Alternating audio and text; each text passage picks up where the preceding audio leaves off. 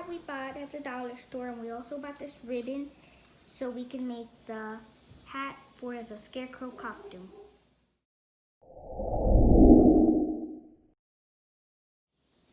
Okay friends, this is the other hat we have.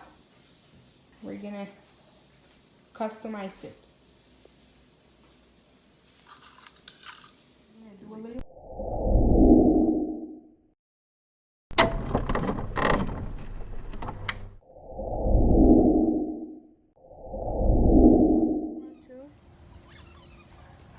And we are going to use it to decorate our hats.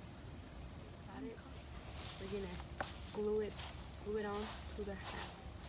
This is the table runner we bought at Hobby Lobby. We're gonna use it to make the shoes for the Scarecrow costume. This is nice material, and we're gonna show you how to make it. How to make nice material here for the shoes we're gonna make.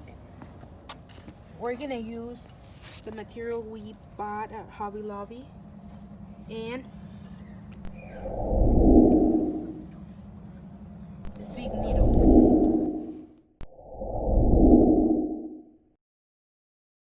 We bought these small ravens at Party City, and we put this one on this hat.